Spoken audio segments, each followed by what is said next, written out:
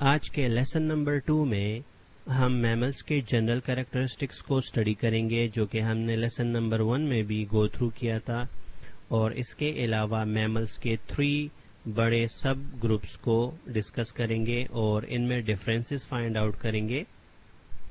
تو میملز کے general characteristics میں جو باتیں شامل ہیں اور جو باتیں اہمیت کے حامل ہیں وہ یہ ہیں کہ میملز کی باڈی کے اوپر ہیئر یا بال پائے جاتے ہیں۔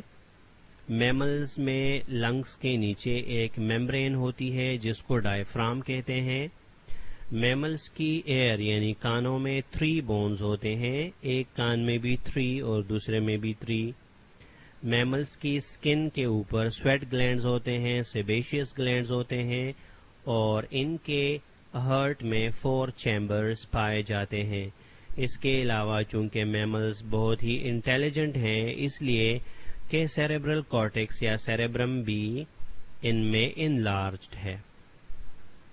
تقریباً 5400 سپیشیز پائی جاتی ہیں میملز میں، اور میملز اتنے چھوٹے بھی ہو سکتے ہیں جیسے کہ بمبل بی بیٹ، اس کا سائز 3 سے 4 سینٹی میٹر تک ہوتا ہے، اور یہ تقریباً صرف 2 گرام اس کا ویٹ ہوتا ہے۔ جبکہ کچھ میملز اتنے بڑے ہیں جیسے کہ بلو ویل، جس کا سائز 30 میٹرز تک ہوتا ہے اور اس کا وزن 180 میٹرک ٹن تک ہو سکتا ہے۔ میملز بہت ہی ایبنڈنٹ ہیں، ٹیریسٹریل بھی ہیں، ایکویٹک بھی ہیں، ایئر میں بھی رہتے ہیں اور زمین کے ڈیفرنٹ ہیبیٹیٹس کو آکیوپائی کرتے ہیں۔ میملز کا سب سے سمپلیسٹ گروپ پروٹوتھیریا کہلاتا ہے اور ان کو مونوٹریمز بھی کہتے ہیں۔ پروٹوتھیریا میں شامل صرف 6 سپیشیز ہیں، اور ان کی خصوصیت یہ ہے کہ ان میں کلوئکا پایا جاتا ہے۔ کلوئکا کے ذریعے ایکسکریشن اور ریسپائریشن دونوں پروسیسز ہوتے ہیں۔ یہ کچھ مونوٹریمز کے ایگزامپلز ہیں: کوآلا بیئر، یہ ڈک بل پلیٹیپس، اور یہ ہے اینٹ ایٹر۔ یہ مونوٹریمز جو ہیں اووی پیرس ہوتے ہیں، ایگز لے کرتے ہیں اور کلوئکا کے ذریعے ایکسکریشن اور ریپروڈکشن دونوں پروسیسز کرتے ہیں۔ اس گروپ میں صرف 6 سپیشیز پائی جاتی ہیں جو کہ آسٹریلیا اور نیو گینی میں ہیں۔ دوسرا گروپ میملز میں میٹاتھیریا کہلاتا ہے، ان کو مارسوپیلز بھی کہتے ہیں۔ یہ ویوی پیرس ہے، ایگز لے نہیں کرتے اور بچے پیدا کرتے ہیں۔ ان کے بچے پیدائش کے بعد انتہائی کمزور اور چھوٹے ہوتے ہیں۔ اس کو ڈیولپ کرنے کے لیے، گرو کرنے کے لیے ایک پاؤچ میں ڈالا جاتا ہے جس کو مارسوپیم کہتے ہیں۔ مارسوپیم فیمیل میٹاتھیریا میملز میں پیٹ کے ساتھ ایک چھوٹا سا پاؤچ ہوتا ہے، اور مارسوپیم میں بچوں کو رکھنے کے بعد ان کو مارسوپیم کے اندر ملک ملتا ہے میمری گلینڈ سے۔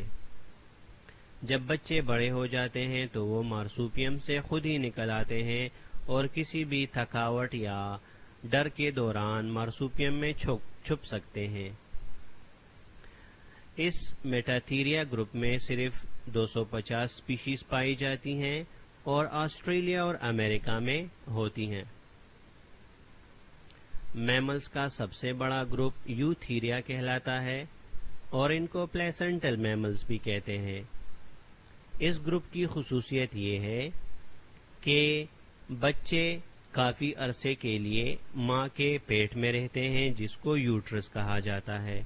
یوٹرس میں کئی مہینے گزارنے کے بعد جب بچہ ایڈوانس سٹیج میں آ جائے، اس کی باڈی کے بہت سارے سسٹمز ڈیولپ ہو جائیں، تب بچے کی پیدائش ہوتی ہے۔ ماں کے پیٹ میں بچے کو پلیسنٹا کے ذریعے فوڈ اور نیوٹریشن وغیرہ ملتی ہے۔ پلیسنٹا بچے اور ماں کے ٹیشوز سے بنتا ہے، اور یہ ایک ٹیوب ہے جس کے ذریعے مدر اور ایمبریو کے بیچ میں ایکسچینج ہوتا ہے مٹیریل کا۔ اس کے بارے میں ڈیٹیل سے پڑھیں گے چیپٹر کے اینڈ میں۔ یہاں پہ شارٹ ڈسکشن ہے اور صرف آئیڈیا حاصل کرنا مقصد ہے۔ یوتھیریا میں 4000 سپیشیز پائی جاتی ہیں اور تقریباً تمام کانٹیننٹس پر یہ پائی جاتی ہیں۔